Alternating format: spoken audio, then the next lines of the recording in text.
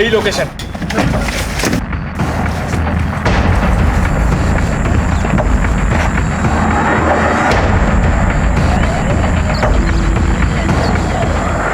तोड़ दरवाजा।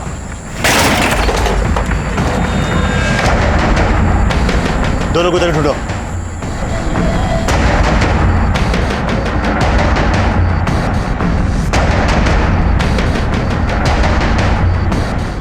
सर, अंदर कोई नहीं है। बाहर ढूंढो, आसपास सभी तरफ देखना, बच्चे यहीं कहीं होनी चाहिए। सर।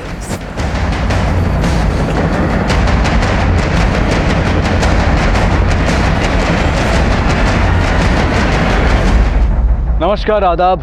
क्राइम पेट्रोल डायल 100 में आप सबका स्वागत है। जब बच्चे किसी अपराध का शिकार होते हैं या नासमझी में उनसे कोई अपराध हो जाता है तो ये दोनों ही स्थितियां काफी सेंसिटिव होती हैं, क्योंकि हम सब ये मानते हैं कि बच्चे परिवार, समाज और हमारे देश का भविष्य होते हैं। ये केस बच्चों के कुछ ऐसे ही चिंताजनक पहलुओं से जुड़ा हुआ था, लेकिन ये बच्चे थे कौन? क्या ये पुलिस से छिप रहे थे या फिर किसी ने इन्हें छुपा कर रखा हुआ था?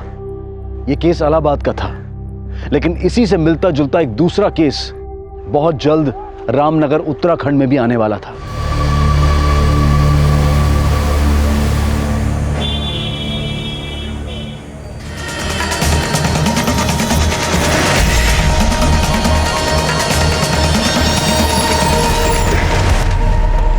सर, बॉडी एक लकड़ी काटने वाले ने देखी थी। विदेशी महिला की लाश है।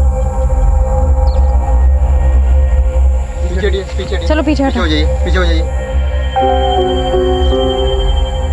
सर, पहचान ना पता चले इसलिए बॉडी को जलाने की कोशिश की गई है, लेकिन बारिश होने के कारण बॉडी पूरी तरह से जली नहीं है। आसपास और कोई क्लू मिला जिससे इसकी कोई पहचान हो सके?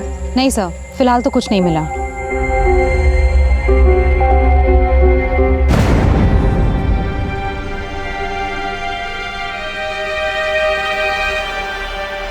चेहरे से तो इसकी पहचान कर पाना मुश्किल है, लेकिन शायद इस टैटू से कोई लीड मिले। गुंजन, आसपास जितने भी होटल, लॉजेस और गेस्ट हाउस हैं वहां से पता करो। ऐसी कोई फॉरेनर ठहरी हुई थी जो मिसिंग है? Yes sir.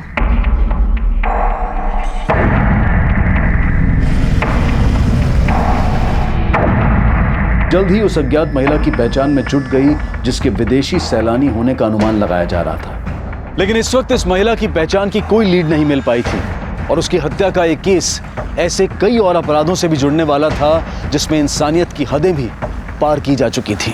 खोल लो, खोल, ऐसे भी था, खोल, अरे खोल ना। सर, जिस औरत की लाश हमें जंगल में मिली, ये उसका पोस्टमार्टम रिपोर्ट। सर, उस लड़की की मौत हमें लाश मिलने से एक रात पहले सांप के जहर से हुई है। सांप का जहर? हाँ सर, लेकिन सर उसकी पूरी बॉडी में कहीं पे भी सांप के काटने का कोई निशान नहीं है। सर, पोस्टमार्टम रिपोर्ट के मुताबिक उसके नेक में सिरिंज घुसा के उसकी पूरी बॉडी में स्नेक पॉइजन इंजेक्ट किया गया था। लेकिन इस लड़की को इस तरीके से सांप का जहर दे के मारा गया, इसके पीछे किसी का मकसद क्या हो सकता है? सर, वो तो तभी पता चल पाएगा जब उसकी पहचान हो पाएगी। सर, आसपास के सारे होटल्स, लॉजेस, रेस्टोरेंट सब जगह पूछताछ की, लेकिन कहीं से कोई क्लू नहीं मिला। इस पोस्टमार्टम रिपोर्ट के मुताबिक उस लड़की की उम्र कितनी थी? सर, 20 से 25 साल। 20 से 25 साल। गुंजन, उन होटल्स और लॉजेस में से ये पता करो कि हत्या के कुछ दिन पहले के दिनों में 20 से 25 साल की कोई विदेशी लड़की जिसके हाथ पर इस तरह का टैटू हो, उसने वहां से चेकआउट किया था।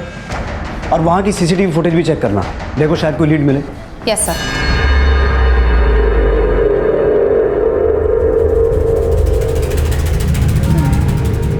बच्चे जिस माहौल में पलते बढ़ते हैं उनकी सोच और समझ भी वैसे ही बनने लगती है। एक तरफ गुड़िया अपने पिता के पारसमणि पाने के अंधविश्वास की साक्षी बन रही थी, तो वहीं दूसरी तरफ आकाश अपनी मां के तंत्र के ढकोसलों से तंग था। छोटू अनाथ था, लेकिन उसमें पढ़ने की जिज्ञासा थी, पर इन बच्चों को सही मार्गदर्शन देने वाला कोई नहीं था। पर इनके दुख, तकलीफ और मजबूरी का फायदा उठाने वाले कई थे। आसपास की पूछताछ में पुलिस को एक रिवरव्यू नाम की लॉज से एक विदेशी महिला के ठहरे होने की जानकारी मिली, जिसका नाम मार्था था और जिसकी बाह पर बिल्कुल वैसा ही टैटू था जैसा कि टैटू उस विदेशी महिला की बाह पर था जिसकी लाश उन्हें जंगल में मिली थी।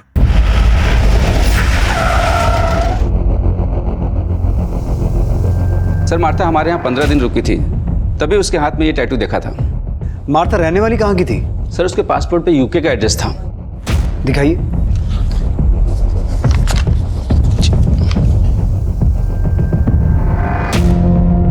सर चेकआउट करने के बाद वो देहरादून जाने वाली थी। देहरादून की लॉज की बुकिंग भी मैंने ही कराई थी, लेकिन मैंने अभी पता किया मार्था ने उस लॉज में चेक इन किया ही नहीं। सर, हमें जिस लड़की की लाश मिली वो देहरादून हाईवे के पास वाले जंगल से ही मिली थी।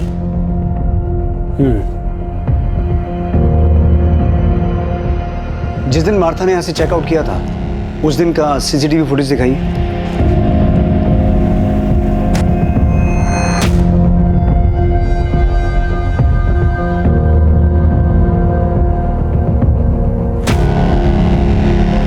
सर, ये टैटू तो बिल्कुल वैसा ही है। सर, हो सकता है यही मार्था हो। आपने कहा यहाँ से चेकआउट के बाद वो देहरादून जाने वाली थी, तो देहरादून जाने के लिए उसने कोई कैब बुक की थी? जी नहीं, यहाँ से उसने कोई कैब बुक नहीं किया था। हो सकता है वो बस से गई हो। कुमार, जिस दिन मार्था ने यहाँ से चेकआउट किया था उस दिन रामनगर से देहरादून जाने वाली सभी बसों और कैब्स की डिटेल्स निकालो, उनके ड्राइवर और कंडक्टर से पूछताछ करो। सर। गुंजन, तुम यूके एम्बेसी में मार्था की डिटेल देकर यह पता लगाने की कोशिश करो कि जब हमें वो लाश मिली थी उसके बाद से मार्था अपने किसी रिलेटिव के टच में थी। इससे हमें यह पता चल जाएगा कि जो डेड बॉडी हमें मिली वो मार्था की थी या किसी और की। Yes sir. आपने कहा कि मार्था आपके यहाँ 15 दिन रुकी थी, उस दौरान उससे कोई मिलने आता था? सर, हमारे लॉज में यूके के और भी गेस्ट रुके हुए हैं, हमने उनको आपस में बात करते हुए देखा था। पुलिस ने जब उन विदेशी पर्यटकों से बातचीत की तो सामने आया कि मार्था उन विदेशी पर्यटकों के देश से तो थी, लेकिन मार्था से उनकी मुलाकात भारत में ही हुई थी। और उनसे की गई पूछताछ से यह संभावना और पुख्ता होने लगी कि जो लाश पुलिस को मिली थी वो मार्था ही होगी। पुलिस हर तरह से उस अपराध का पता लगाने की कोशिश कर रही थी जो मार्था से जुड़ा हो सकता था, लेकिन इस वक्त कोई लीड नहीं थी। और यह सवाल भी उठ रहा था कि अगर एक विदेशी महिला की हत्या लूट और चोरी के इरादे से भी की गई हो तो उसे मारने के लिए उसकी बॉडी में सांप का जहर क्यों इंजेक्ट किया गया, और उसकी बॉडी को जलाने के पीछे अपराधी की क्या मंशा थी। सर, मैंने मार्था की डिटेल्स यूके एम्बेसी में मेल कर दी है। अब अगर वो मार्था ही है तो लॉज के मैनेजर का फोन आया था। वो बोल रहा था उसे स्टाफ से पता चला है कि मार्था के चेकआउट करने के अगले दिन एक बच्चा लॉज में गया था। बच्चा? हाँ सर।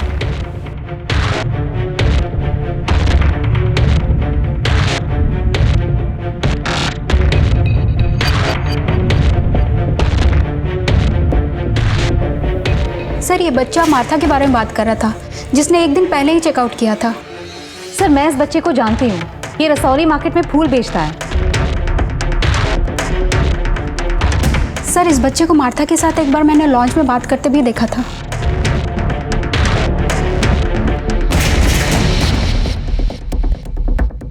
लेकिन सवाल ये उठता है गुंजन कि ये लड़का मार्था के चेकआउट करने के बाद मार्था के बारे में क्या पूछने आया था? सर, उसी से पूछ लेते हैं।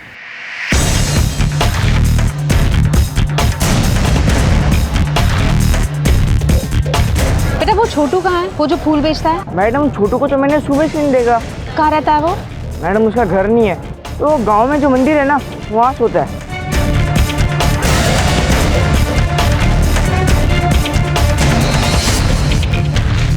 छोटू अब कहां था इसकी फिलहाल कोई लीड नहीं मिली थी, और यह साफ था कि छोटू पिछले दिनों मार्था से मिल रहा था। सर, पूछताछ में पता चला है कि छोटू से अक्सर एक विदेशी महिला मिलने आया करती थी। हो सकता है वही मार्था हो। लेकिन छोटू का उस लॉज में जाने का क्या रीजन था जहां मार्था ठहरी हुई थी, और अब अचानक छोटू के गायब होने का क्या चक्कर है? गुंजन, ये छोटू है कौन? सर, छोटू पहले भीख मांगा करता था, लेकिन रेड पड़ने के बाद वो फूल बेचने लग गया। सर, पता चला है छोटू की दोस्ती किसी आकाश नाम के लड़के से थी जो पासी के बस्ती में रहता है। हेलो सर, पास के जंगल में बच्चे की लाश मिली है।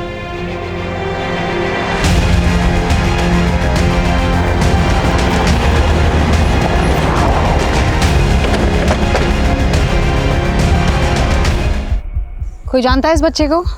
मैडम, ये भूती माई का बेटा है, आकाश नाम है इसका। आकाश? कुमार, तुमने बताया था छोटू का एक दोस्त था आकाश, ये वही आकाश है? हाँ साहब, छोटू भी इसी बस्ती में रहता है। आकाश और छोटू दोनों दोस्त थे। इसकी माँ कहाँ रहती है?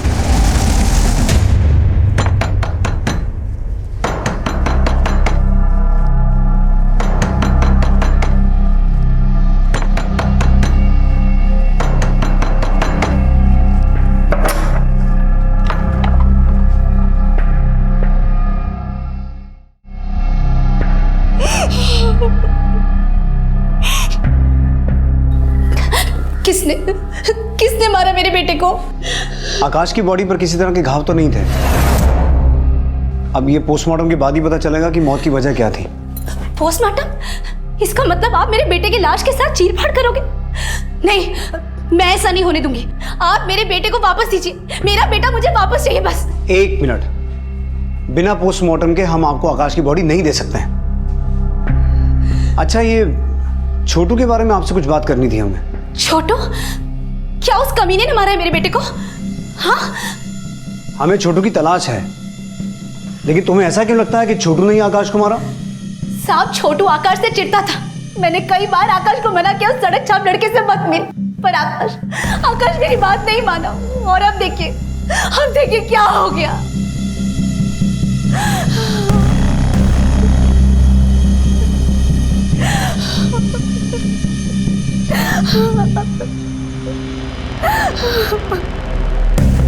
आकाश की मां छोटू पर आकाश की हत्या का आरोप लगा रही थी, तो क्या छोटू हत्या करके फरार था? यूके एम्बेसी से मिली मार्था की जानकारी भी ये साफ कर रही थी कि जिस विदेशी महिला की लाश पुलिस को मिली थी वो मार्था ही थी, क्योंकि हत्या के बाद से ही ना तो मार्था का फोन एक्टिव था, ना वो सोशल नेटवर्किंग साइट्स पर एक्टिव थी, और ना ही उसने यूके में अपने रिश्तेदारों से कांटेक्ट किया था। लेकिन मार्था देहरादून क्यों जाने वाली थी, और उसकी पहचान पता चलने के बाद से छोटू कहां गायब था? क्या आकाश और मार्था की हत्या से वाकई में छोटू का कोई कनेक्शन था?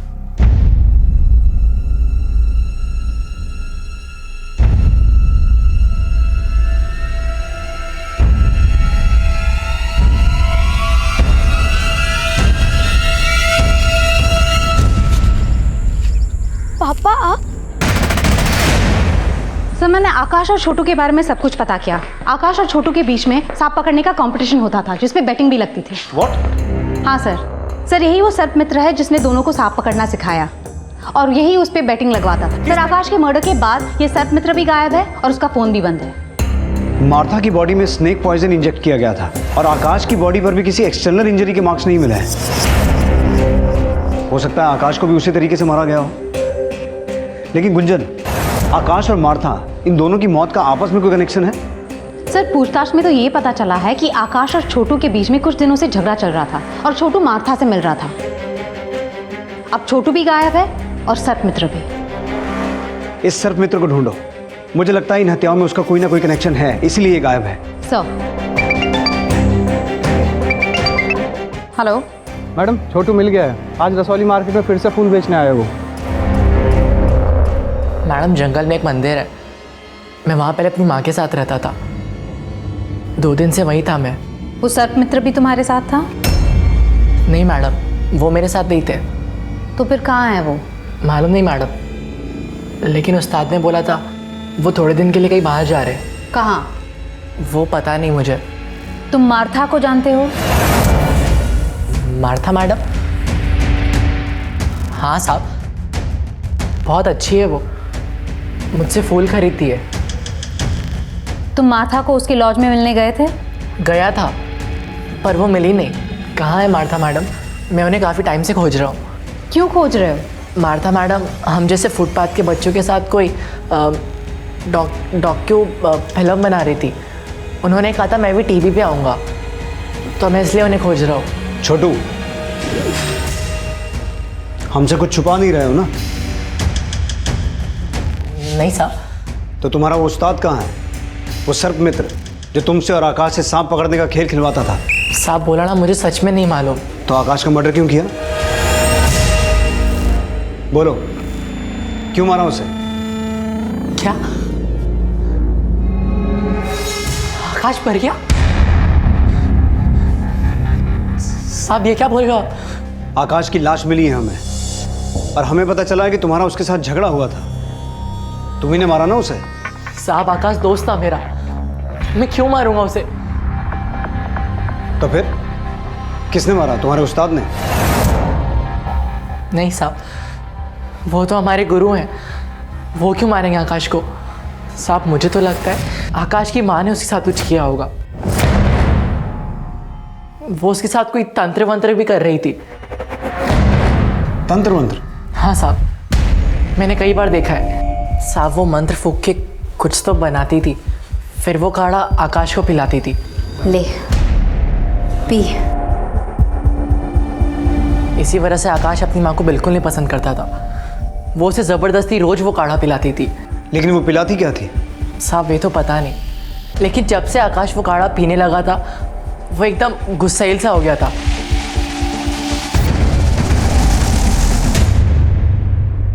सर छोटू का ये बयान सही है कि मार्था इंडिया में बच्चों पे एक डॉक्यूमेंट्री बनाने के सिलसिले में आई थी। लेकिन मुझे ऐसा लगता है गुंजन कि छोटू अभी भी हमसे कुछ छुपा रहा है। नजर रखना इस पर, और उस सर्प मित्र के बारे में पता लगाने की कोशिश करो। हो सकता है छोटू जानता हो कि वो कहाँ है और उसी ने छोटू को यहाँ सब कुछ सिखा के भेजा हो। और इस छोटू का वो बयान कि आकाश की माँ कुछ तंत्र मंत्र करके उसे कुछ पिला रही थी, उसे कंफर्म करो। और आकाश की माँ भूती माई के बारे में सब कुछ पता करना। Yes sir.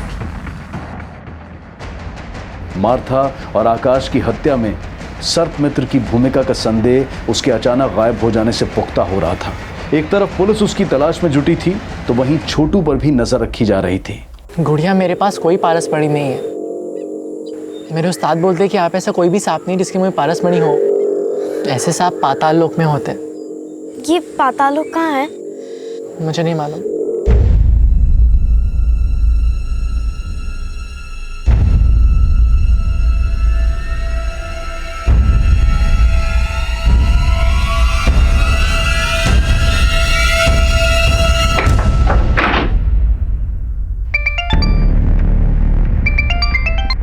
हेलो मैडम, आकाश की माँ ने शवगृह से आकाश की बॉडी चुराने की कोशिश की है। उसे थाने लेके आ। मैं अपने बेटे का पोस्टमार्टम नहीं होने दूंगी। मुझे मेरे बेटे की लाश दे दो। इसीलिए उसका पोस्टमार्टम नहीं होने देना चाहती क्योंकि तूने उसे कुछ पिला के मारा है। मैंने कुछ नहीं किया साहब। बॉडी चुराने की कोशिश तो की, और हमने सुना है तो उसके साथ कुछ तंत्र मंत्र करती थी। हाँ करती थी, लेकिन उसे बचाने के लिए। उसमें कोई बुरा साया था। कैसा बुरा साया? उसकी कुंडली में खराबी थी। किसी ज्योतिषी ने कहा था कि वो अल्प आयु है। मैं तंत्र से उसकी नियति को बदलना चाहती थी, लेकिन नहीं बदल पाई। मैंने अपने बेटे को नहीं मारा। मुझे मेरे बेटे की लाश दे दो बस। लेकिन अब तो तेरा बेटा मर चुका है, उसकी लाश लेके क्या करेगी तू? उसे जिंदा करूंगी। क्या? हाँ, तंत्र में बहुत ताकत होती है और मैं ऐसा तंत्र जानती हूँ जिससे मुर्दे को भी जिंदा कर सकती हूँ। आकाश की मां जो दावा कर रही थी वो उसके अंधविश्वास की मूर्खता ही थी, या फिर वो झूठी दलील देकर अपने अपराध को छिपाने की कोशिश कर रही थी? आकाश की पोस्टमार्टम रिपोर्ट से यह बात साफ हो गई कि आकाश की हत्या भी जहर इंजेक्ट करके ही की गई थी, जिस तरह से मार्था को मारा गया था। और जब पुलिस ने आकाश के घर की छानबीन की, पूरा घर छान मारो।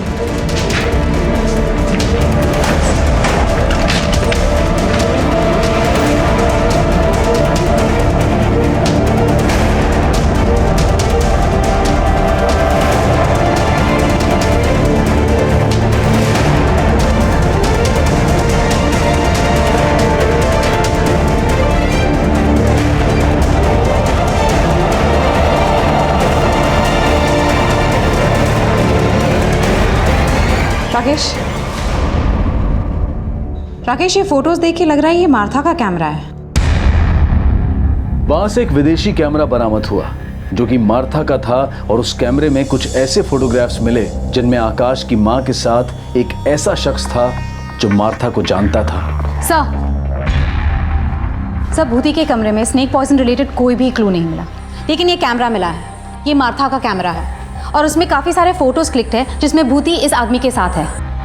सर इस आदमी का नाम आनंद है, ये टूरिस्ट गाइड है, और रिवरव्यू लॉज के सीसीटीवी कैमरा के फुटेज में ये भी मार्था से मिलते हुए देखा गया है।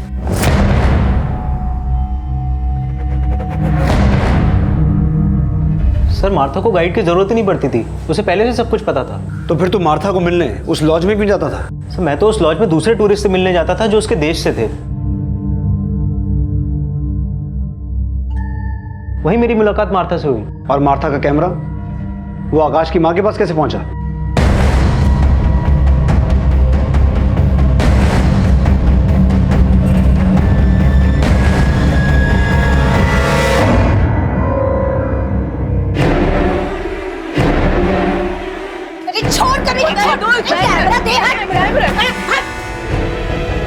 उसने जबरदस्ती हमारी फोटो खींची थी, इसलिए मैंने उसका कैमरा छीना था।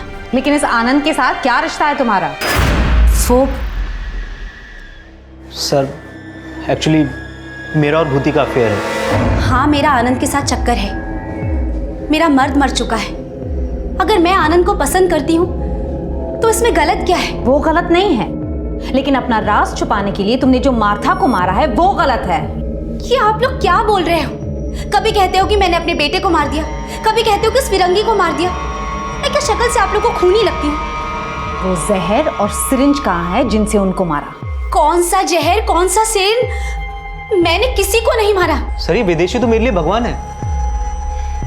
इनकी वजह से मेरे जैसे गाइड का पेट पलता है। भला इतनी छोटी सी बात के लिए मैं मार्था को क्यों मारूंगा? सर मैं तो खुद शर्मिंदा था, इसलिए मैंने मार्था से माफी भी मांगी थी भूति के लिए। सब भूति बहुत खड़ूस औरत है। मेरा इतना मना करने के बाद भी उसने वो कैमरा वापस नहीं किया उसका। इसने हमारी पारसमणि चुराई है। पारसमणि नहीं चुराई उसने। पारसमणि सर, जिस सुबह मार्था ने रिवरव्यू लॉ से चेकआउट किया था, उस सुबह आनंद मार्था के देश के दूसरे लोगों के साथ खेताली में था। उन्होंने एलिबाई कंफर्म की है। आनंद उनके साथ देर रात तक था। आकाश की माँ भूति माई की एलिबाई भी कंफर्म करो। हो सकता है मार्था के मर्डर में उसका हाथ हो। हेलो। हाँ मैडम, छोटू को गांव के एक आदमी ने बहुत मारा। मैडम उससे बार बार सर्प मित्र और उस पारसमणि के बारे में पूछ रहा है। पारसमणि? कौन है वो आदमी? पराग नाम है मैडम उसका। उसकी एक बेटी है गुड़िया, जो हमेशा उस छोटू से मिलती रहती है। सर उस सर्प मित्र की इंफॉर्मेशन मिली है। तू उन लोगों पे नजर रख, मैं बाद में बात करती हूँ। सर जोगीपुर में एक सपेरों की बस्ती है। सर इस वक्त वो जोगीपुर गांव में है।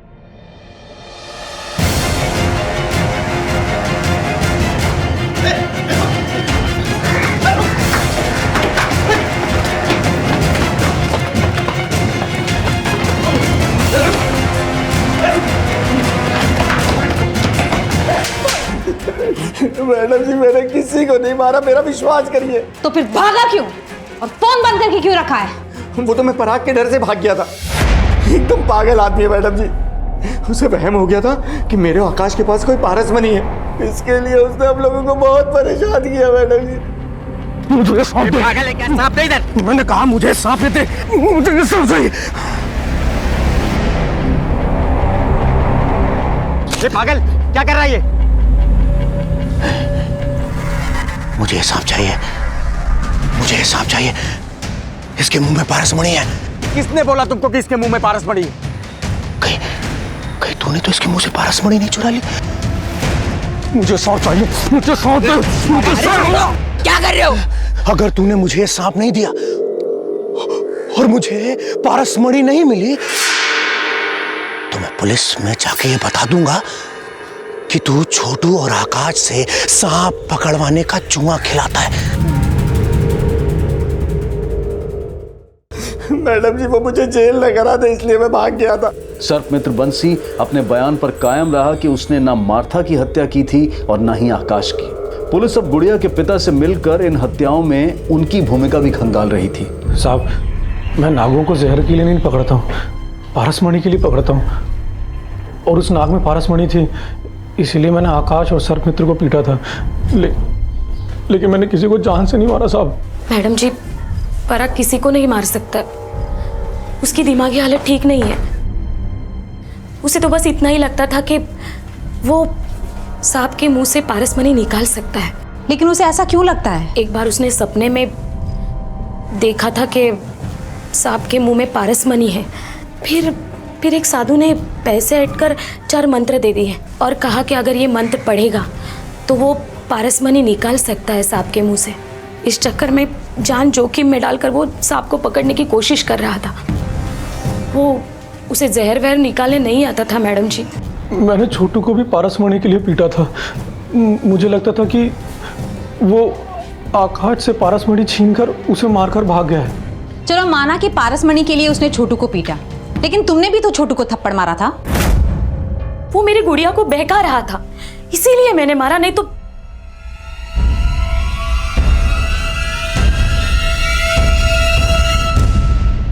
देखो बेटा, डरो मत। जो भी है हमें खुल के बताओ। मैं कुछ नहीं जानती हूँ। तुम छोटू से चोरी छिपके क्यों मिलती थी? क्योंकि माँ को छोटू पसंद नहीं। क्यों? वो अनाथ है इसलिए। पर वो मेरा दोस्त है, मैं उसे पढ़ाती हूँ क्योंकि वो स्कूल नहीं जा सकता ना, इसलिए।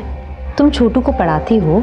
हाँ मैडम, वो मुझे सांप पकड़ना सिखाता है, बल्ले में मैं उसे पढ़ाती हूँ। तुम छोटू से सांप पकड़ना सीखती हो? पापा सांप पकड़ के पारस मनी निकालना चाहते हैं, इसलिए मैं सांप पकड़ के पापा को देना चाहती हूँ ताकि उनको बाहर ना जाना पड़े और माँ उनको बंद ना रखे।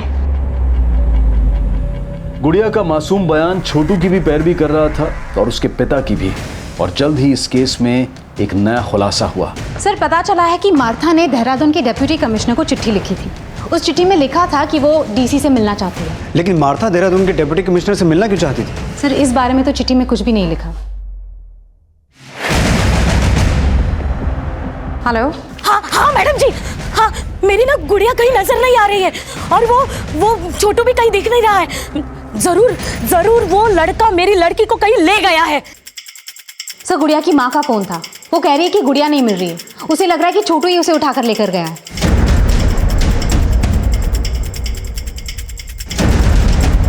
इस बार छोटू ही नहीं, उसके साथ गुड़िया भी गायब थी।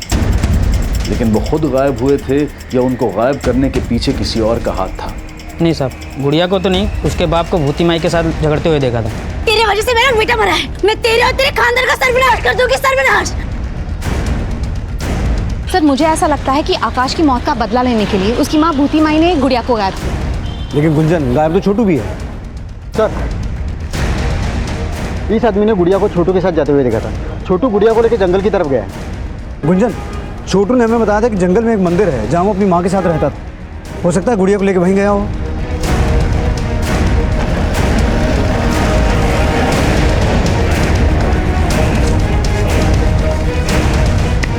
सब तरफ चेक करो। सर, यहाँ पे आइए।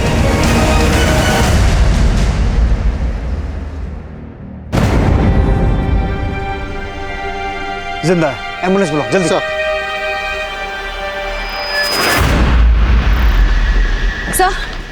सर, गुड़िया कहीं नहीं मिल रही।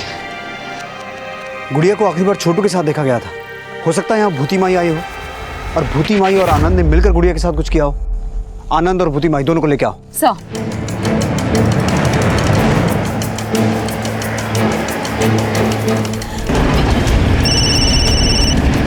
हाँ बोलो कुमार। सर, आनंद के घर पे ताला लगा है और उसका फोन भी बंद आ रहा है। ना मैंने गुड़िया और छोटू को कुछ किया, ना मुझे पता है कि आनंद कहाँ है। सर, आनंद को अपनी कार से गांव की बाहर की तरफ जाते हुए देखा गया था। Let's go. एक तरफ छोटू के होश में आने का इंतजार किया जा रहा था, लेकिन गुड़िया कहाँ थी? इस केस में अब भी कुछ और खुलासे होने बाकी थे।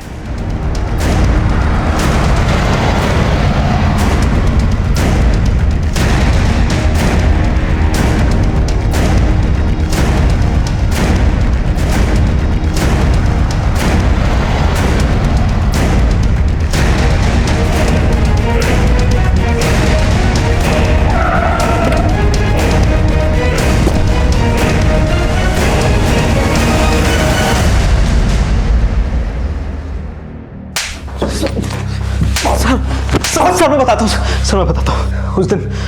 उस दिन मैं माता को देहरादून लेके जाने वाला था, इसलिए मैं उससे लॉज के बाहर मिला।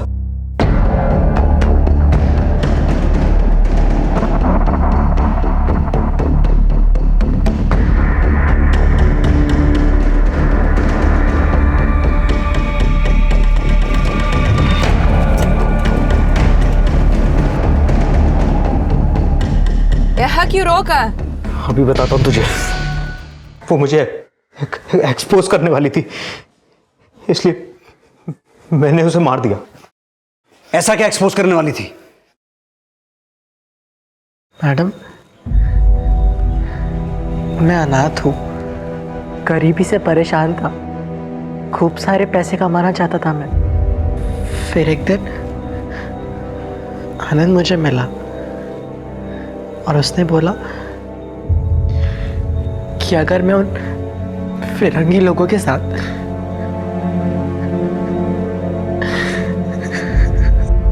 वो फिरंगी लोग मेरे साथ गलत काम करते थे।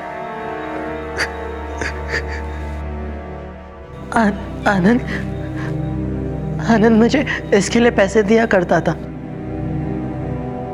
और आकाश को क्यों मारा? तू उससे भी ये सब करवाता था? नहीं सर, आकाश से नहीं, लेकिन सर आकाश को पता चल गया था कि मैं छोटू से ये सब करवाता था। आकाश कौन है? छोट पागल हो गया क्या? तूने मेरे माँ को पागल किया, मैं कुछ नहीं कर पाया, पर तूने छोटू के साथ किया, वो बहुत बुरा किया। इसके लिए मैं तुझे छोड़ूंगा नहीं, पुलिस में दे दूंगा तुझे मैं।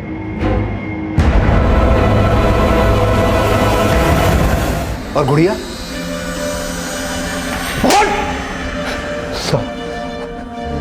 साहब, गुड़िया को एक फिरंगी ने पसंद कर लिया था, इसलिए मैंने गुड़िया को।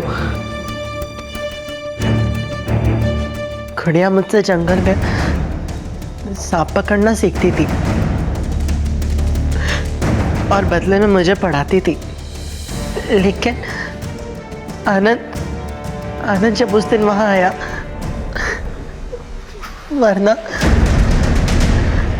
वरना वो फिरंगी लोग गुड़िया के साथ भी। कहाँ है गुड़िया? कहाँ है गुड़िया?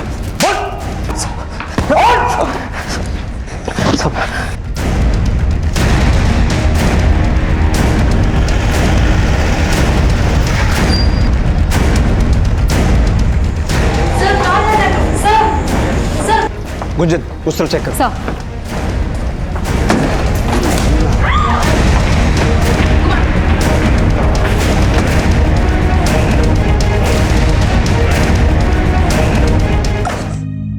आनंद के चौंकाने वाले खुलासे के बाद गुड़िया और छोटू समेत कई और बच्चों के शारीरिक और मानसिक शोषण के इस अभद्र और अमानवीय अपराध का पर्दाफाश हुआ। इस केस से पहले सामने आया इलाहाबाद का केस भी ऐसे ही घिनौने अपराध से जुड़ा था। बच्चों के शोषण से जुड़े इस मामले के खिलाफ विदेशी मूल की मार्था ने बहुत पहले ही ये मुहिम छेड़नी चाहिए थी, लेकिन उसकी हत्या करके उसकी इस मुहिम को दबाने की कोशिश की गई। लेकिन मार्था का यह जज्बा एक उदाहरण पेश करता है कि सच्चाई और मानवता के लिए लड़ने वाले सरहदें नहीं, बल्कि इंसान और इंसानियत के उस सूत्र को रेखांकित करते हैं जो किसी देश या व्यक्ति विशेष के लिए नहीं, बल्कि पूरे विश्व के लिए जरूरी है। देखते हैं हमारे आज के एपिसोड की दूसरी कहानी। तब लगा कि इससे बुरा कुछ हो ही नहीं सकता, लेकिन उसके बाद जो हुआ वो नहीं, जो हो गया सो हो गया। अब उसके बारे में नहीं सोचूंगी मैं। अब तो मैं मुंबई आ गई, यहाँ कुछ बुरा नहीं होगा, यहाँ सब अच्छा ही होगा मेरे साथ। मुंबई सपनों का शहर, इतनी उम्मीदों के साथ आई थी मैं यहाँ मुंबई में। तब सोचा भी नहीं था कि यहाँ रहना कितना मुश्किल होगा, और उससे भी मुश्किल होगा।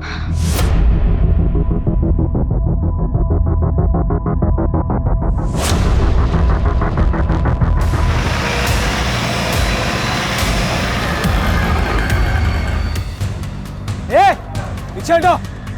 क्या लग रहा है? पीछे हटो।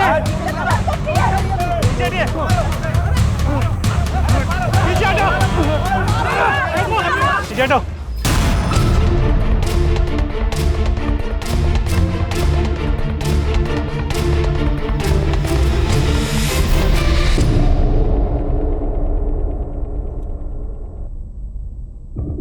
गौरी, डरो मत, ठीक ठीक बताओ कि हुआ क्या था। मैं रोज बुआ को डब्बा देने आती हूँ और फिर डब्बा देकर कॉलेज जाती हूँ। आज भी मैं डब्बा देने आई थी। अचानक से मेरे पेट में बहुत दर्द होने लगा। मैंने सोचा कि मैं पहले डॉक्टर अंकल को दिखा दूंगी। गौरी को क्लिनिक में आते आते दोपहर हो गई। कह रही थी कि उसकी तबीयत ठीक नहीं है, पेट में दर्द था उसके। डरी हुई थी, पर वाकई उसको बहुत दर्द हो रहा था। मेरे पेट में बहुत दर्द हो रहा है। अब बैठ जाओ। Hello, send me nurse.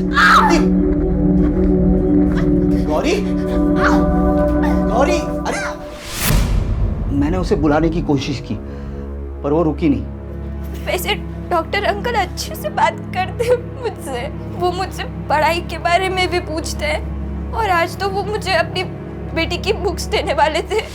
मेरे पेट में बहुत दर्द हो रहा है। ओह, पेट में दर्द हो रहा है?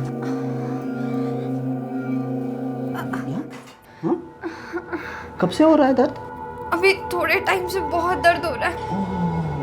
आ जाओ आ जाओ, यहाँ आ जाओ, लेट जाओ। हाँ बस बस बस बस लेट जाओ। Good girl. वो नर्स दीदी वो आएंगी? आ जाएगी, वो आ जाएगी। अरे बहुत दर्द हो रहा है ना, तुम लेट जाओ, लेट जाओ।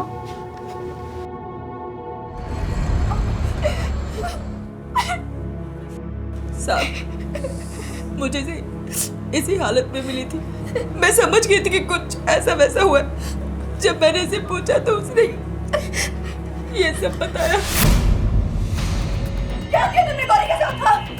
मैं पूछ रही हूँ क्या किया तूने? एक बच्ची का बाप होकर ऐसा गंदा काम करता है तू?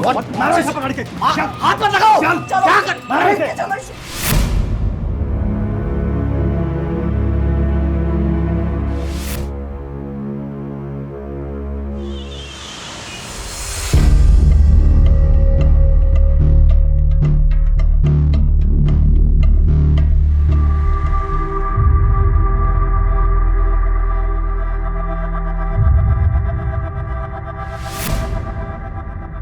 काय झालं? काही नाही झालं। वो एक्चुअली मैं लेट हो रहा हूँ, मैं निकलता हूँ अभी। तो इतना क्या जरूरी है कि बिना नाश्ता किए जा रहे हो? अरे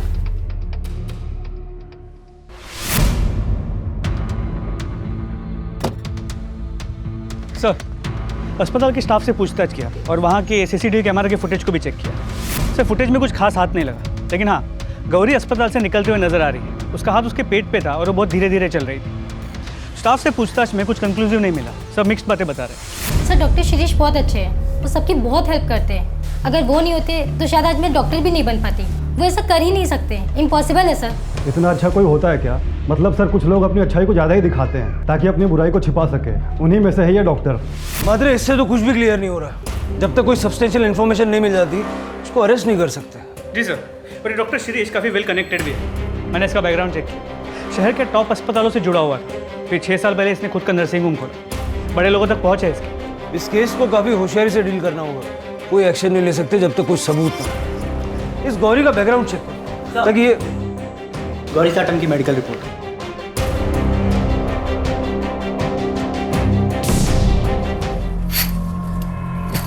बाबा, ये तुम क्या कर रही हो? मैं तुमसे बात कर रहा हूँ, ये सब क्या कर रही हो? मत करो ये सब। तो क्या करूं? पर्दे खुले रखूं? हाँ, सब लोग देख रहे हैं, तरह तरह की बातें कर रहे हैं।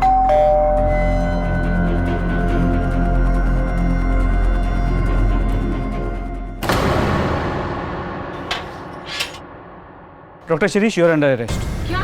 सर, मैंने आपको हमारे साथ चलना होगा। अरे नहीं, इन्होंने कुछ नहीं किया, प्लीज छोड़ दीजिए, छोड़ दीजिए। शिरीष, शिरीष।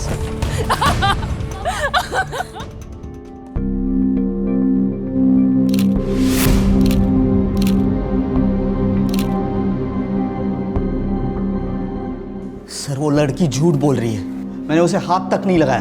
तूने उसे सिर्फ हाथ नहीं लगाया, उसका रेप किया। रेप? ये देख मेडिकल रिपोर्ट। तू तो डॉक्टर है ना, पढ़ ले।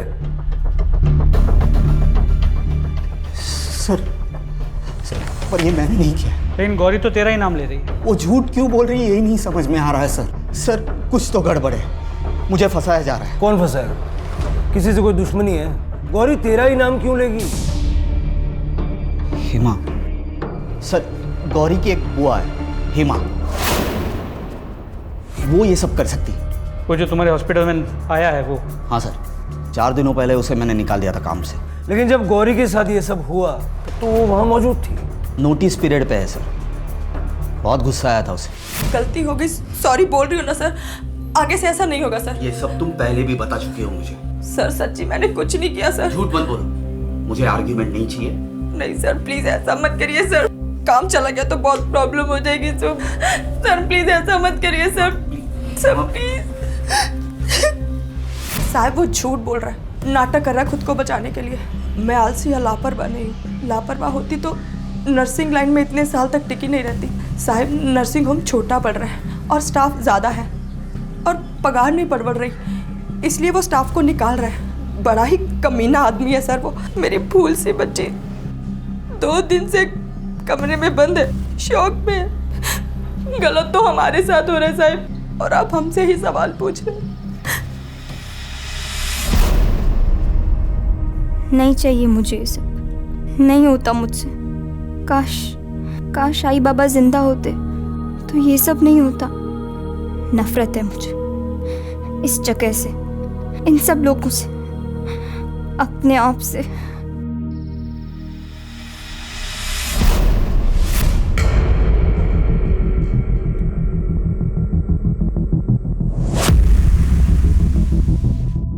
चल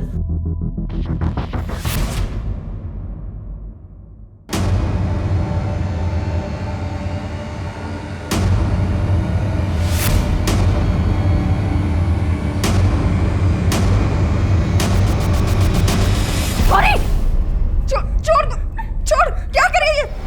छोड़, पागल हो गई है तू। कौन है?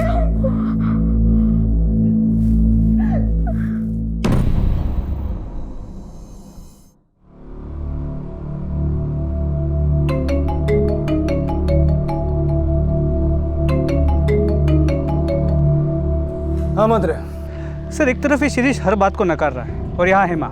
ऊपर से मेडिकल रिपोर्ट में हमें कोई सीमन के ट्रेसेस भी नहीं मिले जिसे हम मैच कर सके। कई रेप केसेस में ऐसा होता है, इसीलिए कुछ प्रूव कर पाना मुश्किल होता है। लेकिन हमें शिरीष के खिलाफ वाटर टाइट केस बनाना होगा। सर, उसने ऑलरेडी बेल की एप्लीकेशन रजिस्टर कर दी है। मोस्टली बेल मिल भी सकती है क्यों, रेपुटेशन अच्छी है, पास्ट रिकॉर्ड भी क्लीन होगा। जरा इस शिरीष के बारे में पूछताछ करो, अगर कुछ मिल गया तो ये केस पुख्ता हो जाएगा। जी सर। चलो, ये डॉक्टर शिरीष की पुराने पेशेंट्स की लिस्ट है, इनसे पूछताछ करो, डिटेल्स निकालो। मूव। हेलो, क्या? कहाँ? सर, आप उस लड़की को अभी के अभी अरेस्ट कीजिए। बाप रेपिस्ट और बेटी पागल, ऐसे कोई मारता है, वो भी अपने ही दोस्त को। एक मिनट, तुम्हारा नाम क्या है? अदिति। अदिति, अब साफ साफ बताओ कि हुआ क्या था। हम लोग कॉलेज से घर आ रहे थे। अब तो डॉक्टर के पास जाना भी डेंजरस है बॉस। जाने देना प्रिया। चल स्टूपिड इडियट्स, अगर तू ऐसे ही रिएक्ट करेगी तो लोग तुझे और सताएंगे। तेरे पापा ऐसे हैं, पर उसमें तेरा क्या फॉल्ट? लेकिन तेरे पापा, अरे जब मैं अंकल के क्लिनिक में एंटर करती थी मुझे एक अजीब सी घबराहट होती थी, डर लगता था जिस तरह से वो टच करते थे। Stop it Aditya, enough. But Priya, मैं सच बोल रही हूँ। I hate you. आ मम्मा। सर, अब आपको एक्शन लेना ही होगा। आज मारा है, कल खून ही कर दिया तो ऐसे तो वो लोग अपनी मनमानी करते रहेंगे। एक मिनट अदिति, जो कुछ भी तुमने कहा है क्या वो सच है? मेरा मतलब है प्रिया के पिता डॉक्टर शिरीष के बारे में। ऑब्वियसली सच है, और फिर मैं झूठ क्यों बोलूंगी? शिरीष अंकल कुछ ज्यादा ही अच्छे से बात करते थे और कुछ ज्यादा ही टच करते थे। ठीक है, इन्वेस्टिगेशन चल रही है, कुछ पता चलेगा तो हम आपको बता देंगे।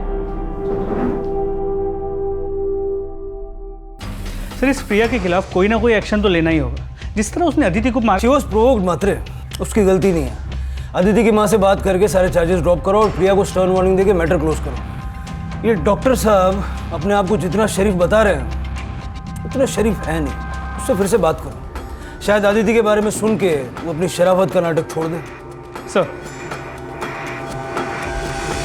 अपनी बेटी की दोस्त अदिति को भी नहीं छोड़ा तूने। कई कंप्लेंट्स आ रही हैं तेरे खिलाफ, बोल किस किस का गलत फायदा उठाया? ऐसा कुछ नहीं किया मैंने।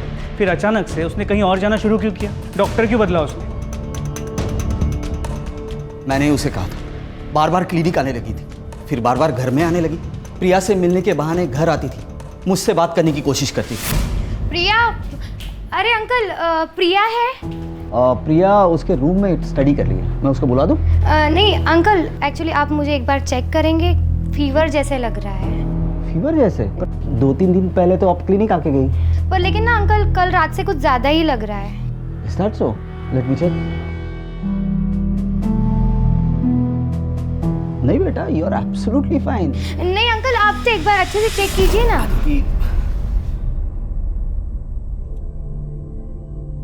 देखो अदिति बेटा, आई कैन अंडरस्टैंड, इस उम्र में ऐसा होता है, अपने से ओल्डर उम्र की आदमी की तरफ अट्रैक्शन होता है, खासकर तुम्हारी सिचुएशन में। पर बेटा यू हैव टू स्टॉप। आप बार बार क्लिनिक या घर में नहीं आ सकते।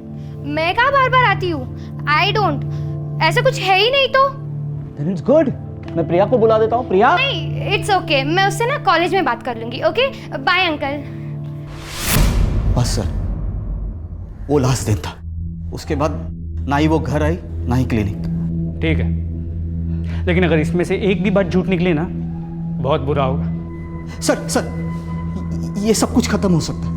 आप सिर्फ मुझे एक बार गौरी से बात करने की इजाजत दे दीजिए, मैं उसे पूछूंगा क्यों झूठ बोल रही है।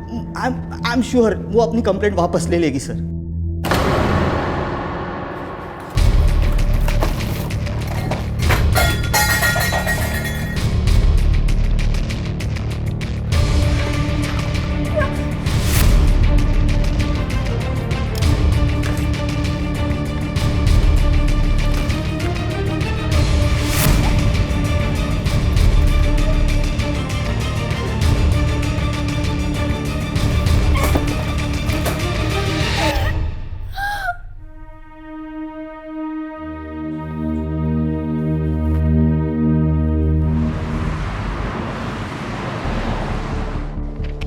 टेबल पर रख। सर, डॉक्टर शिरीष अपनी वही बात दोहरा रहा है। 3rd डिग्री के बाद भी? जी सर, और बिना किसी डीएनए एविडेंस या कोई पुख्ता सबूत के उसकी बात को पूरी तरह झुठला भी नहीं सकते। आई नो, ठीक है, तुम कोशिश करते रहो। लड़की ने पूरे होशो हवास में सीधा एक्यूज किया। मैटर सीरियस भी है और सेंसिटिव भी, और गौरी नाबालिग है तो पॉक्सो भी लागू होगा। मात्र एक काम करो, शिरीष की सारी हिस्ट्री चेक करो, कुछ ना कुछ तो मिलेगा। और गौरी का बैकग्राउंड भी चेक करो। गौरी का? हो सकता है गौरी झूठ बोल रही हो, किसी और के डर से या किसी और को बचाने के लिए। ये एंगल भी चेक करना पड़ेगा। मात्र किसी बेगुनाह को सजा नहीं होनी चाहिए। तो फैमिली ने कुछ बताया? उसकी फैमिली तो खुद डिप्रेस्ड है। क्रिमिनल क्राइम तो कर देता है, लेकिन ये नहीं सोचता कि इसका उसके अपने परिवार पे क्या असर होगा, खास करके ऐसे मामलों में। कल तक जो एक रेप्यूटेड डॉक्टर का परिवार था, वो आज सारी दुनिया से मुंह छुपा के बैठा है।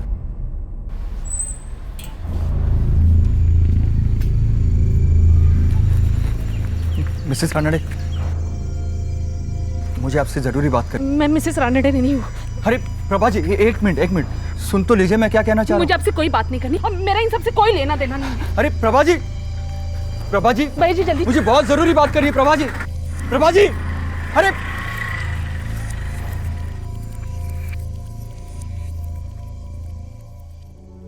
शिरीष,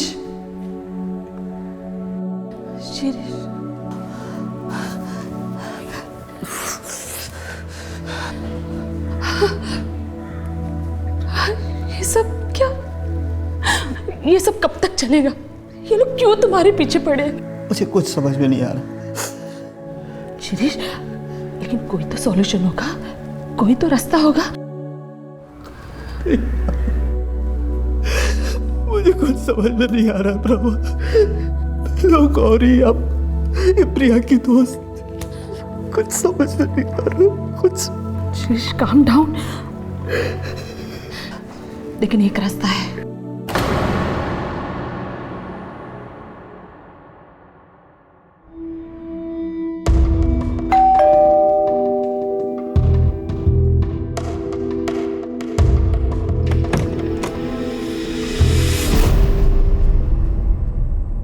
सर, डॉक्टर शिरीष का background check. Anything significant? Nothing sir, spotless career, कोई झगड़ा नहीं, कोई मिसकंडक्ट नहीं। पिछले 6 साल के उसके नर्सिंग होम के रिकॉर्ड्स को चेक किया, कुछ नहीं मिला। उसके पहले वो जिन अस्पतालों में जुड़ा था वहाँ बात की, उसके पुराने पेशेंट से बात की, कुछ नहीं मिला सर, बिल्कुल बेदाग है। वाकई बेदाग है या दाग छुपाने की कोशिश की गई? सर ऐसा लगता तो है नहीं। 6 साल पहले उसका एक लोकल नेता के साथ झगड़ा हुआ और वहाँ भी डॉक्टर शिरीष ने ही उस नेता के खिलाफ कंप्लेंट रजिस्टर की। इसके अलावा और कुछ नहीं। और गौरी? सर गौरी का बैकग्राउंड चेक चल रहा है, जैसे ही कुछ पता चलता है मैं आपको अपडेट करता हूँ।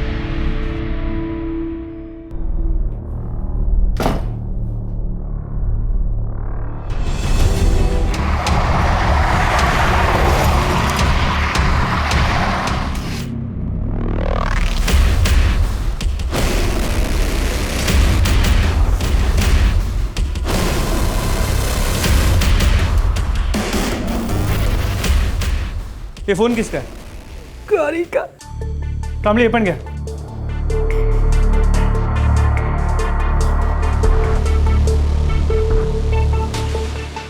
सॉरी, मैंने झूठ बोला। आपने हमेशा मेरी हेल्प की, कभी मेरे साथ कुछ गलत नहीं किया, लेकिन मैंने आपके बारे में झूठ बोला। अब मुझसे सहन नहीं होता। मैंने जो भी किया उसके लिए सॉरी।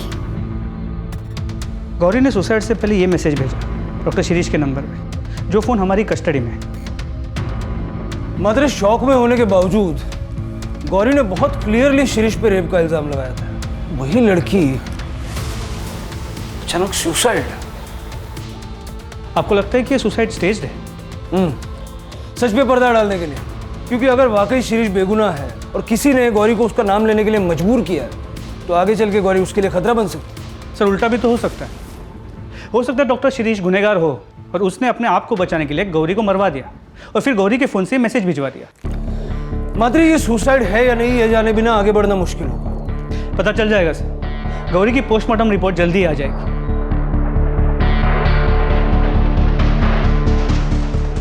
गौरी साटम की तथाकथित आत्महत्या के चलते ह्यूमैनिटी नर्सिंग होम बलात्कार मामले ने एक नया मोड़ लिया।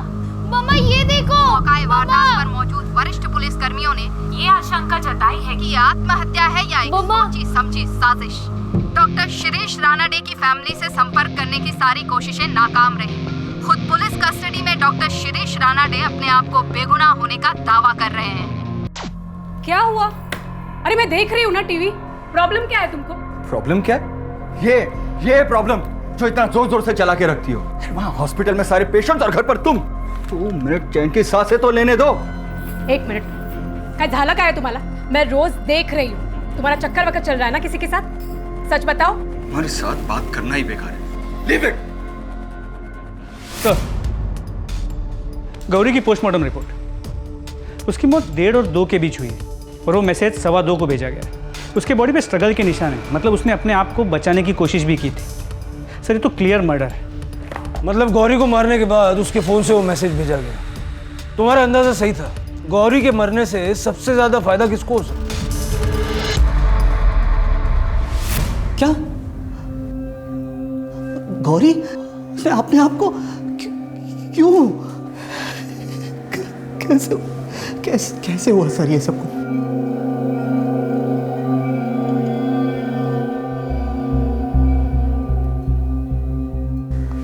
कहना क्या चाहते हैं कि ये सब मैंने किया? हमने तो अभी कुछ कहा ही नहीं। वैसे तू एक बात से तो इनकार नहीं कर सकता कि गौरी की मौत से सबसे ज्यादा फायदा तुझे होगा, क्योंकि उसके भेजे हुए एसएमएस से तेरे सर पे लगा हुआ इल्जाम हट जाएगा। लेकिन बदकिस्मती से वो मैसेज गौरी के मरने के बाद भेजा गया था। उसको मारने वाले ने उसके मोबाइल से वो मैसेज भेजा था। अब सवाल ये उठता है कि गौरी को मारने वाला तुझे क्यों बचाना चाहेगा? ये मुझे कैसे मालूम सर? और आपको क्या लग रहा है मैं यहाँ से बैठे बैठे गौरी को? That is impossible. लेकिन तू बाहर किसी से करवा भी तो सकता है ना। That is possible. सर, आपको लगता है कि ये सच बोल रहा है? मात्र जब तक कोई ठोस सबूत नहीं मिल जाता किसी की भी बात पे विश्वास करना मुश्किल है। ये डॉक्टर जब से लॉकअप में आया, इससे कौन कौन मिलने के लिए आया था, किस किस से इसने बात की, ये जरा पता करो। इसने लैंडलाइन भी कई बार यूज किया है। सर, उस दिन उसकी वाइफ प्रभा रानाडे उससे मिलने आई। इस प्रभा के कॉल रिकॉर्ड, स्ट्रैंगुलेशन रिकॉर्ड सब निकालो और क्राइम सीन पे जो फिंगरप्रिंट्स मिले थे उसके साथ में मैच करके देखो। और गौरी के बैकग्राउंड चेक पे कोई अपडेट? सर, उसकी रिपोर्ट आ गई, आपके टेबल पे रखवा दी है। गौरी की बुआ हेमा जहाँ जहाँ काम करती थी, हमने हर उस जगह पे पूछताछ की। पिछले 2 साल में उसने करीब 4 से 5 नर्सिंग होम में काम किया है। हेमा है ना, वो सीनियर डॉक्टर है ना राव, उसके साथ ही मिलकर उसने कुछ गड़बड़ की है। मामले को तो बिल्कुल दबा दिया गया।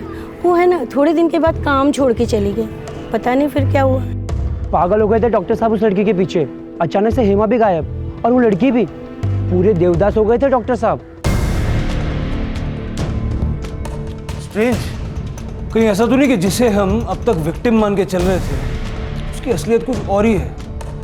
ये जो 2 डॉक्टर्स के बारे में बात की, इनसे बात करो। इनसे पूछो कि ये सब रूमर्स है या वाकई इसमें कोई सच्चाई भी है। सर, वो बच्ची नहीं थी सर। डोंट नो कि उसकी क्या प्रॉब्लम थी। वो खुद ही नर्सिंग होम आती थी। वो क्या नाम है उसकी आंटी हेमा से मिलने के लिए। वो अचानक मुझे एक्यूज़ करने लगी और कहने लगी कि मैंने उसे मोलेस्ट किया है। सर मेरी फैमिली है, we are respected people. Sir Hema ने तमाशा खड़ा कर दिया, कहने लगे कि ये मैटर मैं पुलिस में लेके जाऊंगी। मैंने सीधे उसे नौकरी से निकाल दिया। मैंने उसे कहा कि तूने जो उखाड़ना है उखाड़, जब मैंने कुछ गलत काम किया ही नहीं तो मैं डरूं क्यों? तो क्या हुआ? कुछ भी नहीं, ब्लडी ठग्स, चली गई ना।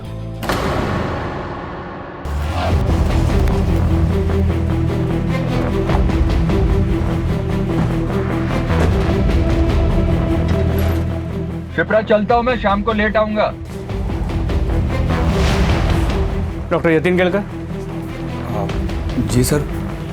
हम आपसे गौरी साटम के बारे में बात करने आए, जानते हैं ना उसे? हेमा ने आपके अस्पताल में तकरीबन कितने टाइम के लिए काम किया था? सर एग्जैक्टली तो याद नहीं है सर। हेमा तो याद है ना? जी सर। हेमा के साथ आपके अस्पताल में कोई प्रॉब्लम हुई थी क्या? हमने सुना है उसने आपका काम अचानक से छोड़ दिया था। क्या ये गौरी कभी आपके करीब आने की कोशिश करती थी? ऐसा तो कभी कुछ नहीं हुआ। अगर हुआ होता सर तो मुझे ज़रूर याद होता। और वैसे भी मैं स्टाफ से दूरी बना कर रखता हूँ सर।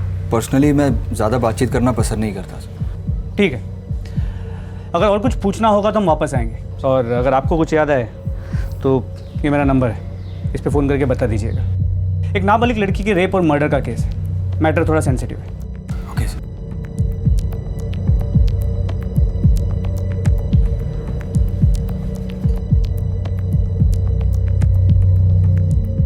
पुलिस क्यों आई थी यहाँ पे? क्या किया तुमने? दिमाग खराब हो गया क्या तुम्हारा? क्या करूंगा मैं? देखो मुझे सच सच बताओ, तुमने क्या किया है? कुछ नहीं किया है मैंने। हर बात पे शक करती हो यार।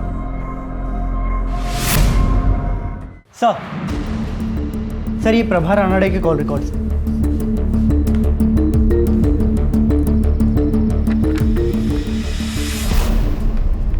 चलो।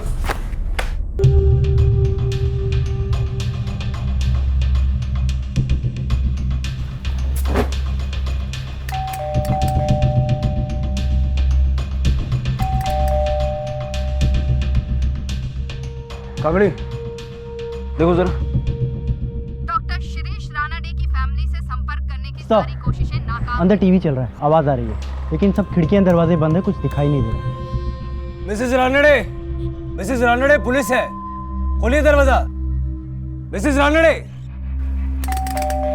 प्रिया।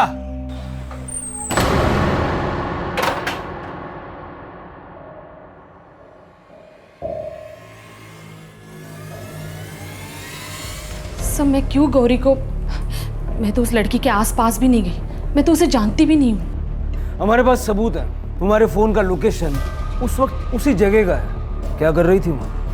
मैं वहाँ गई थी, लेकिन उसे मारने नहीं, ऐसा कुछ भी नहीं था। अभी के अभी मेरे साथ पुलिस स्टेशन चल, कंप्लेंट वापस ले ले। मेरे पति ने तेरे लिए इतना कुछ किया और तूने बदले में ये सिला दिया? हाँ, उनकी इज्जत, उनका करियर, सब कुछ बर्बाद कर दिया। हाँ, चल मेरे साथ, केस वापस ले ले। आप जाओ प्लीज, आपको जो बात करनी है आप मेरी हत्या से बात करो। देख, आप जाओ प्लीज, प्लीज मुझे अकेला छोड़ दो। ठीक है, मैं जा रही हूँ, तुम्हारे हत्या से भी बात करूंगी।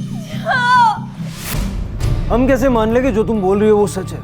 तुम्हारे पास तो मोटिव भी था और मौका भी था। सर मैंने ऐसा कुछ नहीं किया है, वी आर रिस्पेक्टेड फैमिली। पता चल जाएगा। गौरी के दुपट्टे और फोन पे जो फिंगरप्रिंट्स मिले हैं, अगर उससे तुम्हारे फिंगरप्रिंट्स मैच हो गए तो फिर। सर मैं जब वहाँ से निकली थी तब मैंने वहाँ एक आदमी को जाते हुए देखा, उसकी घर की तरफ। कौन था वो आदमी? जानती हो उसे? नहीं सर, मैं उसे जानती नहीं हूँ, लेकिन एक दिन वो आदमी मेरा पीछा कर रहा था। सर वही बता सकता है मेरे जाने के बाद गौरी जिंदा थी या नहीं। उसका चेहरा याद है? ऑफ कोर्स सर, याद है। एक बार उसने रास्ते में मुझे रोककर मेरे से बात करने की कोशिश की थी। हाँ सर, मैं यहाँ गौरी के गांव पहुँच गया हूँ। उसके घर के आसपास पूछताछ करके देखता हूँ कि उसकी किसी के साथ कोई दुश्मनी या कोई और एंगल सामने आता है क्या। जी सर, मैं आपको इमीडिएटली अपडेट करूँगा। Okay sir. हाँ साहब, वो मेरे बाजू में ही रहती थी। कुछ टाइम के बाद उसके माँ बाप मर गए और वो अपने काका काकी के यहाँ रहने चली गई और पता चला कि वो अपने काका काकी के यहाँ से भी भाग गई है। साहब एक तो दया की, उसको घर में रखा, इतना सब कुछ किया उसके लिए, फिर भी घर से भाग गई नालायक लड़की। ये तो हम भी जानना चाहते हैं। आपने उसके लिए इतना सब कुछ किया, फिर भी वो घर से भाग के क्यों गई? मुझे क्या पता साहिब, पता नहीं या कुछ छुपा रही है? सब जो कुछ था सब बता दिया मैंने। मैं क्या छुपाएगी साहिब आपसे? मैं तो हैरान हूँ, मुंबई भाग गई, वो भी अपनी हत्या के पास। बहुत पोची हुई लड़की है साहिब। थी, अब नहीं है। थी? इसलिए उसके बारे में जो भी बोलेंगी ना, सोच समझ के बोलना। सर, ये गौरी की चाची की बातों से ऐसे लगा कि वो कुछ छुपा रही है। मतलब सपोर्ट और शेल्टर के मिलने के बावजूद गौरी का इस तरह घर छोड़ के चले जाना कुछ सेंस नहीं बनता। एग्जैक्टली। लेकिन उसके पहले एक और बात, प्रभा नारायण के मुताबिक उसके गौरी के घर से निकलने के बाद उसने एक आदमी को गौरी के घर की तरफ जाते हुए देखा था। कुछ चेहरा भी यार, मैंने स्केच बनाने के लिए बोला है अभी। सर, उस आदमी का स्केच है प्रभा रानड़े के मुताबिक। ये कौन? सर एक मिनट। सर, ये तो बिल्कुल उस दूसरे डॉक्टर जैसा दिखता है जिसने गौरी की बात को डिनाई किया, डॉक्टर यतीन केलकर। मात्रे उठा लो इसको। सर चलो। अरे साहब, कहाँ लेके जा रहे हो इनको? अरे बताओ तो सही, इन्होंने किया क्या है? सुनिए, ये सब क्या हो रहा है? क्या किया है तुमने? हाँ बताओ मुझे, मैंने कहा था ना तुमसे, इसी बात का डर था मुझे। शिप्रा, कभी तो शक करना बंद करो। जी सर, गौरी को मैंने ही मारा है। लेकिन सर, मैं उसे मारने की इरादे से नहीं गया था। मेरी लाइफ तो पहले से ही बर्बाद कर चुके थे वो लोग, लेकिन मैं नहीं चाहता था कि डॉक्टर शिरीष के साथ भी वो लोग ऐसा ही करें। मतलब साफ साफ बताओ, क्या बकवास कर रही है? अरे मैंने इसे हाथ तक नहीं लगाया। गौरी क्या चल रही है? तो ये ऐसा क्यों बोल रही है? झूठ बोल रही है क्या? वैसे भी हॉस्पिटल में सबने देखा है कि किस तरह सारा दिन आपकी नजरें गौरी पर ही टिकी रहती है। 17 साल की मासूम सी बच्ची है वो। छोड़ूंगी नहीं तेरे को, पुलिस में कंप्लेंट करेगी। हाँ। अरे ऐसे कैसे पुलिस में कंप्लेंट करेगी? तेरी झूठी कंप्लेंट की वजह से मेरी लाइफ, मेरी फैमिली, मेरा करियर सब बर्बाद हो जाएगा। चल गौरी तू चल। समझौता कर लेते। 50,000। चल गौरी। अरे रुको, देखो 75, 75,000 ले लो और ये मामला यहीं पर खत्म करो। देखो इससे ज्यादा मैं नहीं दे पाऊंगा, इतना ही कैश है मेरे पास। चल गौरी। हत्या ले लेते हैं ना, मुझे पुलिस के पास नहीं जाना है। यानी गौरी को पैसे चाहिए थे? नहीं सर, पैसे तो उस हेमा को चाहिए थे। वो तो गौरी को बस यूज कर रही थी। डॉक्टर शिरीष के मामले में भी वो वैसा ही कर रही थी जैसा उसने मेरे साथ किया। लेकिन मैंने सोच लिया था सर, मैं अब चुप नहीं बैठूंगा। बहुत हो गया था सर, मैं इन सब में इन्वॉल्व नहीं होना चाहता था। मैं कंट्रोल नहीं कर पाया सर। इसके बाद मैंने डॉक्टर शिरीष की वाइफ से कांटेक्ट करने की कोशिश की, क्योंकि मैं विटनेस बनने के लिए तैयार था, ताकि हम सबको बता सके कि हेमा और गौरी पहले भी ऐसा कर चुकी है। मिसेस रानड़े, मुझे आपसे ज़रूरी बात करनी। मैं मिसेस रानड़े नहीं हूँ। लेकिन सर, वो इतनी डरी हुई थी कि उसने मेरी एक भी नहीं सुनी। इसलिए सर, मैंने उसका पीछा करना शुरू किया। और सर, जब मैंने देखा कि वो गौरी के घर से बाहर आ रही है, तो मैंने सोचा कि मुझे गौरी से जाके बात करनी चाहिए, उसे समझाना चाहिए। शायद वो मेरी बात समझे।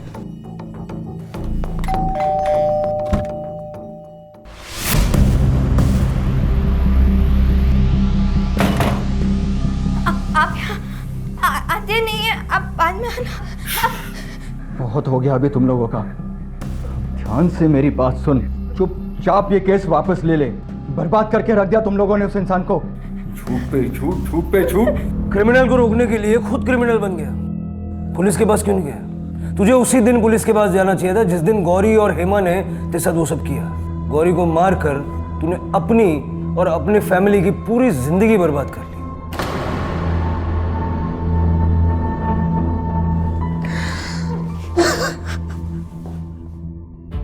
मतलब इस सब की मास्टरमाइंड हेमा है?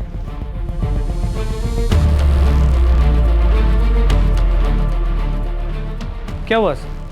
क्या सोच रहे? एक बात खटक रही है। हर बार मामला मॉलेस्टेशन का था। हेमा ने हर बार सामने वाले पे गौरी के साथ बदतमीजी करने का या उसको गलत तरीके से छूने का आरोप लगाया। ये डॉक्टर शिरीष के मामले में अचानक रेप क्यों? हो सकता है इस बार वो ज्यादा पैसे ऐंठना चाहती हो, या फिर ये भी हो सकता है कि शिरीष और हेमा के बीच में कोई अरेंजमेंट हो जो बैकफायर हो गया और बाद में दोनों के बीच में फूट पड़ गई। इतना तो कंफर्म है कि गौरी के साथ रेप हुआ था। मतलब यही पता करना कि ये रेप डॉक्टर शिरीष ने किया था या किसी और ने। इस केस में कई ऐसे सवाल हैं जिनके जवाब मिलना अभी बाकी है, और ये जवाब हमें मिलेंगे हेमा से। ले आओ उसे। सर, सब झूठ बोल रहे साहिब। गरीब लोगों को बदनाम करना आसान होता है, हमने ऐसा कुछ भी नहीं किया। हेमा, तुमने इतने सालों में बहुत सारे अस्पतालों, नर्सिंग होम में काम किया, और इनमें से कई में गौरी के साथ ऐसा ही हुआ, और हर बार इल्ज़ाम किसी ऐसे आदमी पे लगा जो किसी अच्छी पोस्ट पे हो, समाज में जिसकी बहुत इज्जत हो। तुम्हें क्या लगता है ये सब होते हुए किसी की नज़र में नहीं जाएगा कि कुछ गड़बड़ हो रहा है? देखो, यूजुअली हम औरतों के साथ ज्यादा सख्ती नहीं करते, लेकिन इस बार मामला एक नाबालिग बच्ची के रेप और मर्डर का है, तो सच उगलवाने के लिए कुछ भी करना पड़ा तो करेंगे। आप क्या बोल रहे हैं साहिब? मैं अपनी साहिब, वो मेरी बेटी थी, मैं उसके साथ ऐसा क्यों होने दूंगी साहिब? बेचारी, मैं तो उसे देख भी नहीं पाई साहिब। कितना दुख हो रहा है मुझे। सर, ये हेमा काफ़ी पहुंची हुई है, अगर आप कहें तो फोर्स का इस्तेमाल करके सच्चाई उगलवा सकते हैं। ऐसे तो वो कुछ नहीं बोलेगी। मात्र एक अजीब बात है, पिछले 2 मामलों में वो नकार रही है, 100% झूठ बोल रही है, लेकिन जब उससे इस रेप के बारे में पूछते हैं मुझे लगता है वो वाकई सच बोल रही है। मतलब वो अपना पुराना पैंतरा इस्तेमाल करने गई और वो बैकफायर हो गया। डॉक्टर ने मौके का फ़ायदा उठा लिया। डॉक्टर शिरीष ने या फिर किसी और ने? शिरीष और गौरी का कच्चा चिट्ठा तो हमारे पास है, लेकिन हेमा के बारे में पूरी इन्फॉर्मेशन नहीं है। जरा पता करो कि गौरी के रेप और मर्डर की वारदातों से पहले हेमा किस किस के टच में थी। उसके कॉल रिकॉर्ड्स भी निकलो। सर, उसके कॉल रिकॉर्ड्स ऑलरेडी मंगवाए थे, आ गए, मैं लेके आता हूँ।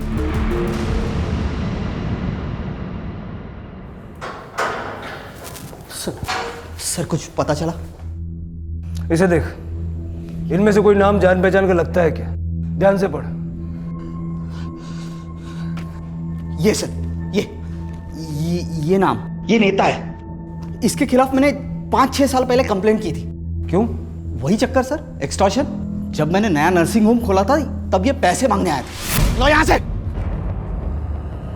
पहले ही तुम्हारे खिलाफ पुलिस में कंप्लेंट कर चुका हूं मैं। यहाँ आसपास दिखाई भी दिए तो अंदर करवा दूंगा, समझे? चलो चलो। हाथ नहीं लगाने का। छोड़ूंगा नहीं तुझे, मैं छोड़ूंगा नहीं। सर, सही कह रहे, मैंने रिपोर्ट चेक किए थे। और लोग वोट क्यों नहीं देंगे? क्या हुआ, हमने 8 साल में सड़क का काम पूरा किया है। लोगों को काम याद दिलाओ, 8 साल नहीं, ठीक है? साहब, वो पुलिस आई है। पुलिस? बाहर रुकने को बोलो। हमारा बाहर रुकने का वक्त खत्म और तेरा अंदर जाने का वक्त शुरू। क्या नाम है तेरा? क्या रही है सब, और बिना परमिशन अंदर कैसे आए? कंप्लेंट कर दूंगा तुम सबकी। चलो निकलो बाहर यहाँ से। बहुत पछताओगे तुम लोग। जानते नहीं किससे बात कर रहे हो तुम। 1 सेकंड में सस्पेंड करवा दूंगा, 1 सेकंड में। अब समझ में आया कौन हूं? तेरी पार्टनर ने सारा सच उगल दिया है, हेमा।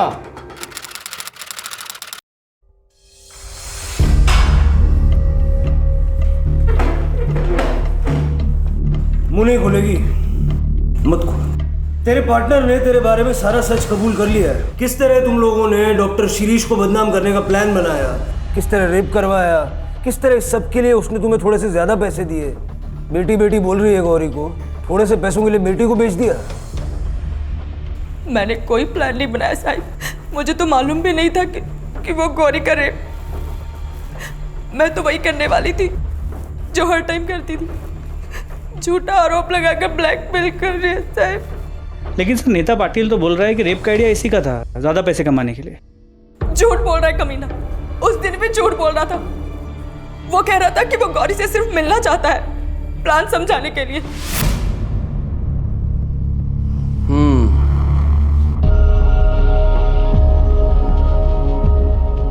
तो ये है वो, कर पाएगी ये?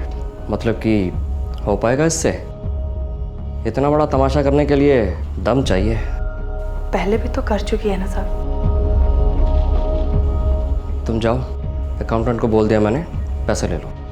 और सुनो, आधे मिलेंगे और आधे नर्सिंग होम बंद करवाने के बाद, ठीक है? जाओ।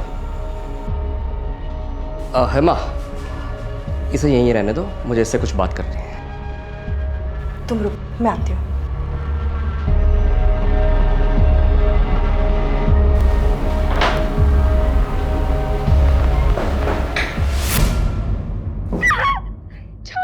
गौरी, रुक जाओ, रुक जाओ, नहीं जान देगी। मैं कह रही हूँ मुझे अंदर जाने दो। नहीं जान देगी। मैं कह रही हूँ गौरी, छोड़ो मुझे। नहीं छोड़ेगी।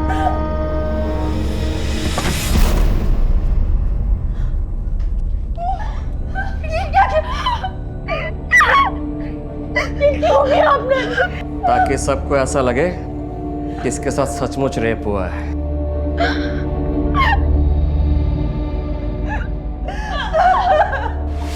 कुछ समझ ही नहीं आया साहब, मतलब मैं क्या करती? हम लोग कुछ भी नहीं थे उन लोगों के सामने, आखिर हम ही तो गए थे उनके पास और अभी आधे पैसे लेने बाकी थे साहब। मैंने गौरी को समझाया, कपड़े बदलकर उसे हॉस्पिटल आने को कहा। मेरे पेट में बहुत दर्द हो रहा है। मैं नर्स दीदी को बुलाता हूँ। नर्स को भेजो मेरे केबिन में जल्दी। मुझे नहीं पता था साहिब कि गौरी के साथ ऐसा हो जाएगा। अनाथ बच्ची, मेरे ऊपर जिम्मेदारी थी साहिब उसकी। मुझ पर विश्वास करती थी वो।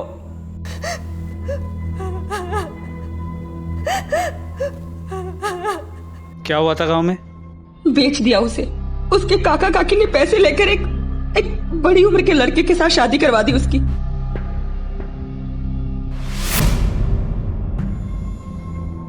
और तुमने उस बच्ची का इस्तेमाल लोगों को ब्लैकमेल करके पैसा ऐंठने के लिए किया। सिर्फ मेरे अकेले के लिए नहीं किया साहब, वो पढ़ना चाहती थी। सच में वो नर्स बनना चाहती थी साहब। मेरे पास और कोई चारा नहीं था। मेरा पति हलकट सारा दिन दारू पी के पड़ा रहता था। मैं क्या करती? जो बुरा होना था साहब वो तो हो चुका, और मैंने सोचा कि बाकी के पैसे लेने अभी बाकी हैं, इसीलिए हमने डॉक्टर शिरीष को फंसाया साहब। तुम्हारे पास डॉक्टर शिरीष से दुश्मनी का मोटिव है और हमारे पास चश्मदीद गवाह। पटेल, तूने डॉक्टर शिरीष से 6 साल बाद बदला लिया। तू हेमा के बारे में भी जानता था वो लोगों को किस तरह फंसाती है। इसलिए जैसे ही हेमा ने डॉक्टर शिरीष की नर्सिंग होम को ज्वाइन किया, तूने उससे कांटेक्ट किया, है ना? अब हमारा सस्पेंशन तो नहीं होगा, लेकिन तेरा ट्रांसफर जरूर होगा जेल में। चल ये कामले, चल चल कामले ले।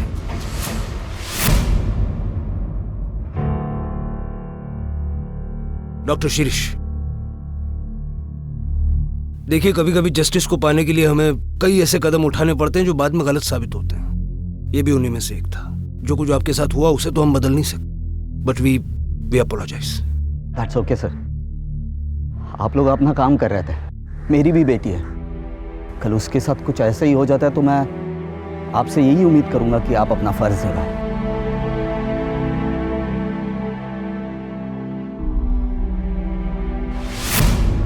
डॉक्टर था, हूं और रहूंगा। आज भी मेरे पेशेंट्स की भलाई मेरे लिए ज्यादा मायने रखती है। लाइफ में आए इस मुश्किल दौर को मैं अपने आप पर हावी नहीं होने दूंगा। मेरे अतीत को मेरी पहचान नहीं बनने दूंगा। जो हुआ उसके चलते ना मुझ में नफरत पैदा होगी, ना डर, ना निराशा। मैं पहले की ही तरह लोगों की मदद करूंगा, उन्हें सहारा दूंगा, ताकि फिर कभी किसी और के साथ वो ना हो जो मेरे साथ हुआ, मेरे परिवार के साथ हुआ, और खासकर वो जो गौरी के साथ हुआ। क्राइम पेट्रोल्स के और भी दिलचस्प कहानी देखने के लिए हमारे चैनल को सब्सक्राइब करें और बेल आइकॉन दबाना न भूलें।